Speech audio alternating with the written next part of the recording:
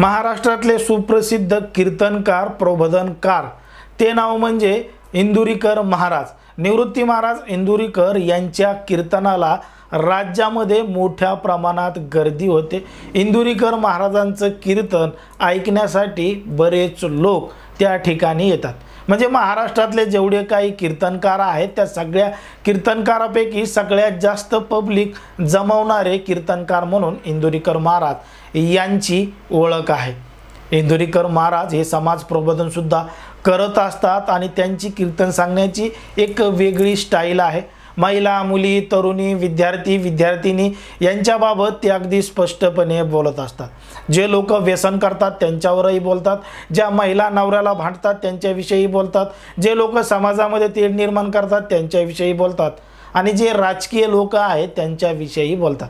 म्हणजे एकंदरीत सर्व जी सामाजिक परिस्थिती आहे त्या परिस्थितीबद्दल बोलत असतात आणि बोलता बोलता सांगतात की तुमचा लहान भाऊ, तुमचा मुलगा, तुमचा जवळचा आपला म्हणून मला समजून घ्या, माझ्या बोलण्याचा राग येऊ देऊ नका, असं स्पष्टपणे इंदुरीकर महाराज त्यांच्या कीर्तनातून बोलत असतात, सांगत असतात।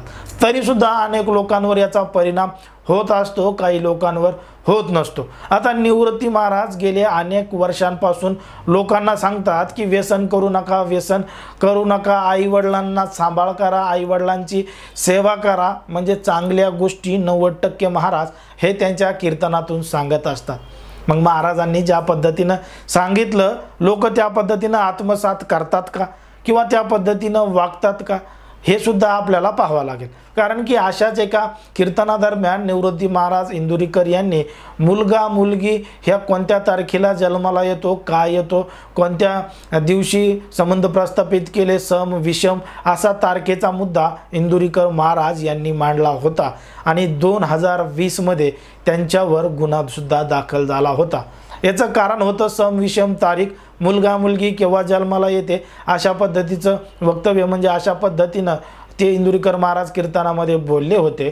म्हणून अंधश्रद्धा निर्मूलन समितीच्या वतीनं त्यांच्या विरोधात तक्रार दाखल करण्यात आली, गुन्हा दाखल करण्यात आला आणि ही केस कोर्टामध्ये गेली। आता ही सगळी कोर्टामध्ये केस गेली आणि मग कोर्टाने आदेश दिले की इंदुरीकर महाराज यांच्यावरती गुन्हा दाखल करा। आता त्याची सुनावणी ही 24 नोव्हेंबरला होणार होती आणि त्याच्यावर निर्णय येणार होता। पण या सगळ्या सुनावणीवर निर्णय येण्या अगोदर इंदुरीकर महाराज यांनी कोर्टामध्ये धाव घेतली आणि 23 नोव्हेंबरलाच 20,000 रुपयाच्या जात मचुलक्यावर जामीन सुद्धा मंजूर करून घेतला आणि त्यांनी सांगितलं की पुढील काही दिवसांमध्ये माझे नियोजित कीर्तन आहेत, कार्यक्रम आहेत, विविध ठिकाणी जावायचं आहे, म्हणून 24 तारखेला येणं होणार नाही, म्हणून त्यांनी एक दिवस अगोदरच त्यांचा जामीन मंजूर करून घेतला आणि ही जी सुनावणी आहे ती आता सध्या तरी टळलेली आहे। एकंदरीत जर आपण पाहिलं तर निवृत्ती महाराज इंदुरीकर यांच्यासाठी हा एक मोठा दिलासा आहे आणि इंदुरीकर महाराज यांनी समाजाचं प्रबोधनच केलेलं आहे, समाजाला समजून सांगण्याचंच काम केलं आहे आणि समाजाला नवी दिशा दाखवण्याचंच काम केलेलं आहे। ज्या पद्धतीनं महाराजांनी सांगितलेल्या गोष्टी लोक 90% 95% ऐकतात का, आत्मसात करतात का? मग त्यांचं एखादं वाक्य जर अशा पद्धतीनं बोलले असतील तर ते वाक्य सुद्धा आत्मसात करतात का? खरंच त्यांच्या बोलण्याचा एवढा परिणाम लोकांवर होईल का आणि लोक त्या पद्धतीनं करतील का असे देखील प्रश्न या ठिकाणी निर्माण होतात। पण उगाच एखाद्या माणसाला अडचणीत आणण्याचं काम काही संघटना, काही लोक करत असतात।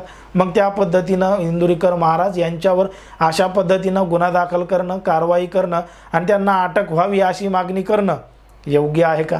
या संपूर्ण प्रकरणावर तुम्हाला काय वाटतं ते अगदी स्पष्टपणे कमेंटमध्ये सांगा आणि अशाच पद्धतीचे नवनवीन व्हिडिओ पाहण्यासाठी आपल्या चॅनलला लगेच सबस्क्राईब करून घ्या। धन्यवाद।